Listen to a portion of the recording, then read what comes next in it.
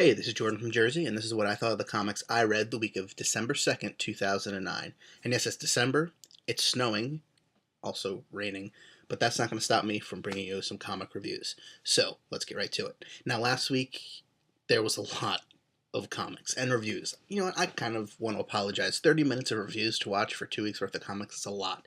If you actually sat there and watched it, I applaud you, and go get yourself some Advil because you need it. But hey, there was a lot of great comics that came out over the last 2 weeks, which is why this week was kind of a week.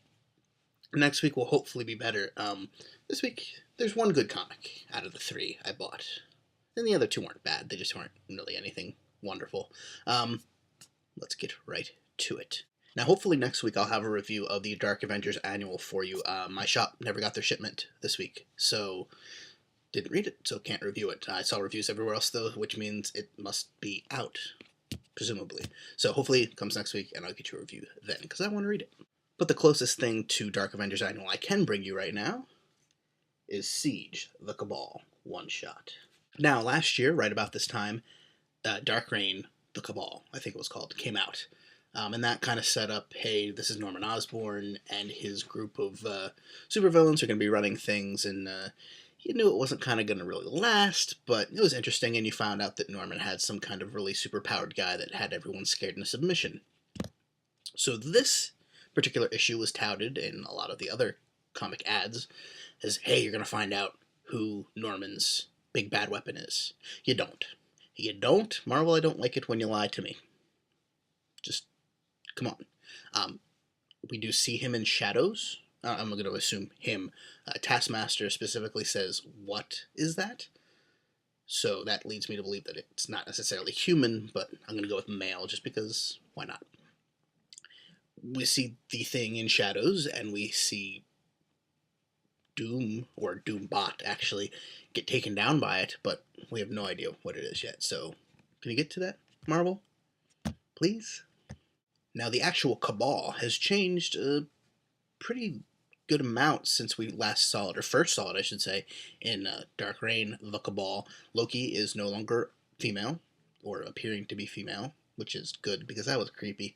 And Namor and Emma Frost are gone. Replacing them are two characters that I'm familiar with because I read Avengers: The Initiative, but I'd imagine a lot of people picking up this comic who don't read that and go, who the heck are Taskmaster and is it Hood, Red Hood? I don't know. I'm not that familiar with them. I just know I see them around. So they were kind of out of their league in this book a little bit. I mean, even the Doombot and Loki pointed out that they're pretty much just yes men there for Norman, but it's a little weird. But this kicks off Siege, which I believe takes place mostly around Asgard. So I'm not hugely interested in it exactly. But this issue does have a checklist in the back for Siege, and seeing how I already buy more than half the comics on that checklist, I'm going to pick up the Siege title, so I'll let you know what happens in there. However, for a full look at what's happening in Thor and stuff, I can't really help you there. Sorry. Next up, we have Deadpool Team Up, issue 898, where Deadpool teams up with the Zapata brothers, and this issue was not great. Done by the same creative team, I'm pretty sure, as Deadpool Suicide Kings, which was a mini couple months back, and then right before that there was a one-shot Deadpool Games of Death. I might have those switched, but I'm pretty sure that's what it was. The one-shot was not so great. The mini I quite enjoyed, which was odd. You'd think, same creative team shouldn't make much of a difference. One was funny, one wasn't. This one wasn't. Again, I mean, this is another one that just wasn't great. It was needlessly complicated. I have no idea really why characters were motivated to do what they were doing, which it's not that difficult, guys. It's, you just write it in there. No idea what was in there, and I have no idea also why it had to go all Memento at the beginning. Granted, I like when things do that and go kind of interesting with the narrative if it serves a purpose. This was just done for no apparent reason. Regardless, that is one downside of the team-up books. They have different artists and authors every time. Artists doesn't bother me so much, but authors, you can't really get a consistency.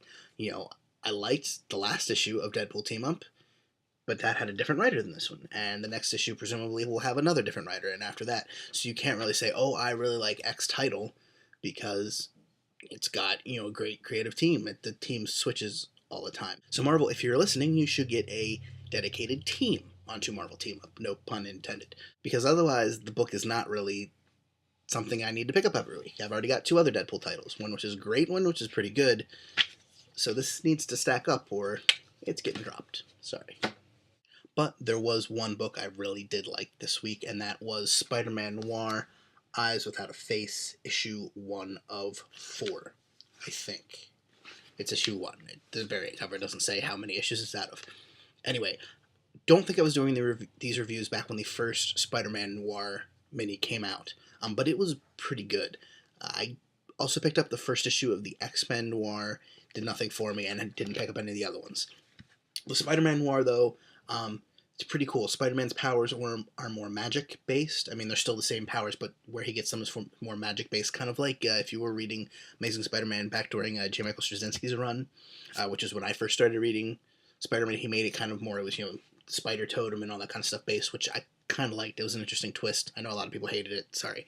But similar thing going on here. Also, Spider-Man Noir has the coolest Spider-Man costume, I think, of them all. There aren't any really good splash pages of it in this particular issue, otherwise I'd show you. I mean, I just have what's on the cover, and it's just a 3-color thing there. When next issue comes around, I'll show you.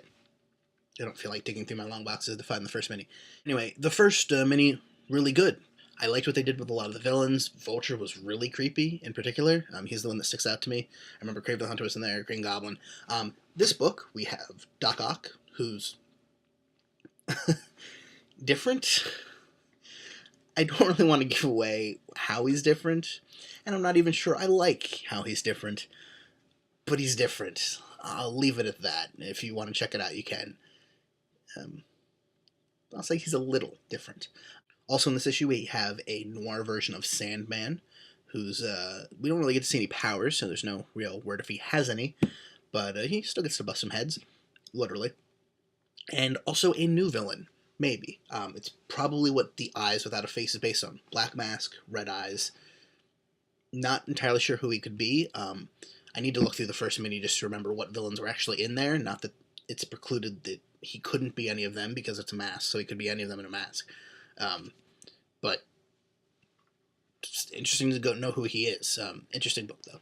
I like the art style. Don't really know how to explain it. I mean, this is a bit of a look at it there. It's not exactly a realistic style, but it's kind of cool. Very... It just feels like it's in motion. Kind of like a Dr. Katz type of thing, but drawn better. Nothing against Dr. Katz, but this is drawn better. Well, that's it for the comics I read the week of December 2nd, 2009. And next week is a small week for me as well, so we'll get to look in depth into the books I do pick up. Don't forget, please subscribe to this YouTube feed. I'd really appreciate it. Also, follow me on Twitter, twitter.com/JordanFromNJ. That's twitter.com/JordanFromNJ. And I'll see you next week.